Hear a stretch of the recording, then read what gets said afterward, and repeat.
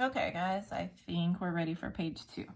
My light died out, so it might be a little more shadowy this time, just because it's not easy to reach where it was, but we will get this set up. So there's 2 more examples, and I think what we'll do is we'll actually go ahead and work them both out because we can go a little faster now, and that way you have the examples. So just a couple quick reminders. Right, make sure to put zeros in for missing terms, right, and to make sure it's in standard form. So on this next example, you're actually going to get the outside value to be 3 terms because we can multiply, or we can divide rather, large polynomials by trinomials and so forth. So that's what we're going to do. Nothing changes. Everything is the same except you have 3 terms instead of 2. That is the difference. So notice that my divisor, x squared minus 3x plus 5, is on the outside. It's in standard form. There's no missing values. Notice on the inside, I've got x4, x3, x2, x, and no x's. So that is also in order without any missing terms. So we're ready to get started. I'm going to skip a few steps this time because just to show you shortcuts, you don't have to write as much as we were last time. But I will still keep the colors so you can note what's happening. So again, how do I get my first term, x squared, to be the first term, 3x to the 4th? So I need a 3, and I have 2 x's, I need 2 more. So since I need x squared, my answer is going to actually go on top of the x squareds. So we need 3x squared. So I'm going to write 3x squared. And I'm going to come out to the side and say I need 3x squared. But 3x squared is times the whole thing. And the only time it lines up, unfortunately, close to this one, but that's all right. So 3x squared times x squared is 3x to the 4th. 3x squared times 3x. So again, remember you're distributing. 3x squared times 3x is negative 9x cubed. 3x squared times 5 is 15x squared. Right? I'm not going to write this step for the rest of it. If you need it, write it. It's not wrong. It just adds some extra work that you don't really need if you understand what's happening. So again, we're going to subtract everything. Now remember, when we subtract everything, it basically just changes the signs. So as a shortcut, I'm going to go ahead and just change the signs of everything and then subtract. So 3x to the 4th minus 3x to the 4th, 0. Negative 5x cubed, positive 9x cubed is going to be 4x cubed. 2x squared minus 15x squared is going to be minus 13x squared. And then I'm going to bring that next term down, plus 4x, so that I have 3 terms again. So I've got 3 terms because I'm going to divide by 3 terms. So starting over, how do I get x squared to look like 4x cubed? I need a 4, and I need 1 more x. So 4x, so plus 4x. Again, this time I'm going to skip this step. It doesn't mean that you can't add it. If you need to see it, go ahead and write it. But basically, I'm multiplying 4x times all of these. So 4x times x squared is 4x cubed. 4x times negative 3x is negative 12x squared. And 5 times 4x is going to be 20x. And then again, I'm going to go ahead and subtract everything. Remember, again, I'm not going to write the minus in parentheses. I'm just going to change the sign of everything. So I'm going to subtract, I'm going to add, and I'm going to subtract. 4x cubed minus 4x cubed, gone. Negative 13 plus 12 is going to be negative 1x squared. 4x minus 20 is going to be minus 16x. Bring down that last value, which is the 6. So minus 6, and I start again, right? So how do I get x squared to be a negative x squared? Well, it just needs to be negative. So it's negative 1. 1 times x squared is going to be x squared. So negative 1. And again, I'm not writing that purple step off to the side. I'm just going to take negative 1 times everything. So negative 1 times x squared is negative x squared. Negative 1 times negative 3x is going to be positive 3x.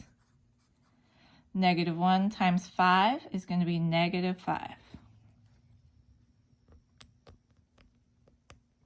Sorry, technical difficulty there.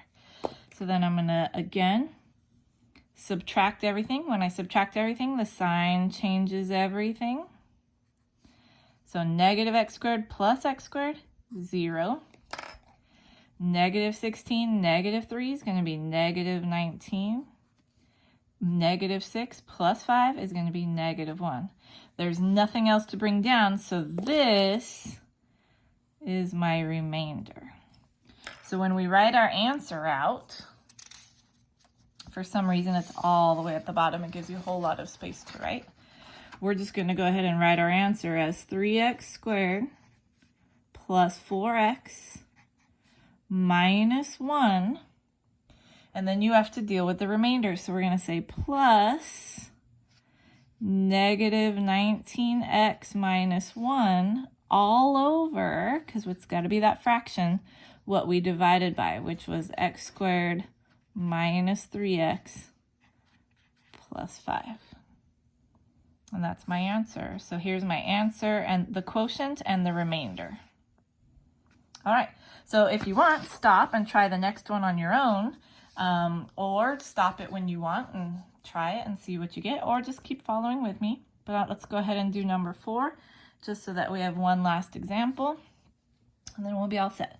So notice I'm dividing by 2x squared minus 3. So remember, I need to put in zeros when I'm missing values. I go x squared to no x's. That means I'm missing an x term. So let me draw a line here just so I don't get confused over there. And I'm going to go ahead and say, all right, so we've got 2x squared plus 0x minus 3, right? Because we don't have an x term, but I need that placeholder. And then inside, oh, I don't know if I'm going to have enough space. I wrote too big.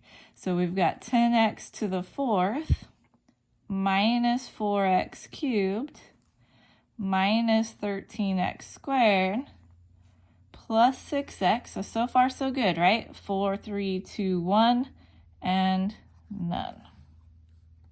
So it's a little squishy there, but bear with me. Okay, so let's go ahead and get started, right? So how do I get 2x squared? Oh, this is the first time with a number outside also. So 2x squared to become 10x to the 4th. Well, 2 times 5 is 10. And I already have 2 x's, but I need 2 more. So I'm going to multiply by 5x squared. So 1, 2, 3. My x squareds are going to go here. So I'm going to say I'm going to multiply by 5x squared. And again, I'm going to skip that step of writing stuff out, and I'm just going to go here. 5x squared times 2x squared is going to be 10x to the 4th. 5x squared times 0, remember I'm multiplying times everything, so 5x squared times 0 is just 0. 5x squared times negative 3 is going to be negative 15x squared. One way you can tell if you're on track and everything's lining up is that everything's lining up. So 4s, 3s, 2s. If by somehow you get 3s and 2s in the same row, that means you were missing a term and you should probably go back and start over because that's what's going to mess you up.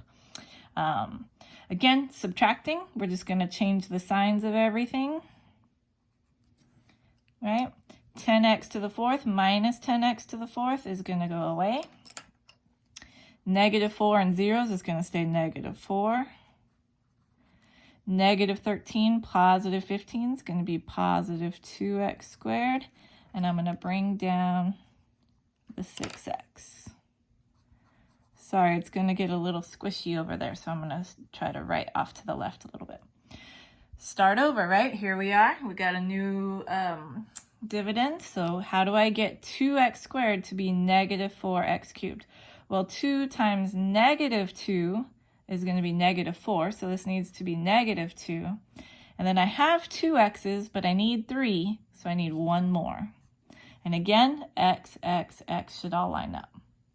So negative 2x squared, right, times 2x squared is going to be negative 4x cubed. Negative 2x squared times zeros is going to be 0.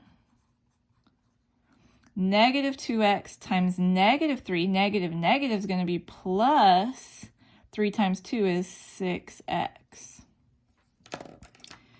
So we're going to subtract. Again, subtracting just means I'm going to change my signs everywhere. Negative 4, positive 4, that term goes away. 2 and zeros is going to be 2x squared. 6 and negative 6 also goes away, but in this case, because it's that term, I'm going to go ahead and keep it as a placeholder and put the 0 in, and then I'm going to bring the negative 3 down. Right? Now, if you notice closely, notice these are the same. So if I'm multiplying by something to get the same thing, it's got to be 1. So we're just going to put plus 1 up here, and I'm just going to write the same thing because 1 times the thing is the thing. So we're going to say 2x squared plus 0x minus 3, right? 1 times 2x, 1 times 0, 1 times negative 3. I'm going to go through and change the signs of everything. 2x squared minus 2x squared gone, the 0's gone, negative 3, positive 3 gone. So I'm left with no remainder. And so even though that one looked a little bit more challenging, it actually has an easier to write answer. So we're going to come down here and we're going to write my answer as 5x squared minus 2x plus 1. So to finish this up, right, remember, is x squared minus 3x plus 5 a factor of this? And the answer was no, right? Because there was a remainder.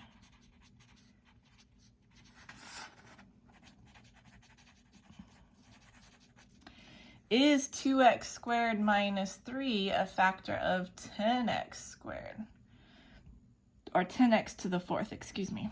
Blah, blah, blah. That's the one we just did. And the answer here was yes, right? Because there is no remainder. And then the last question is, how do you know? But we already wrote that here, so I'm not too worried about that. And that should do it for long division. So it started off looking a little bit complicated, but hopefully as you went through the examples, you realized it's not too bad.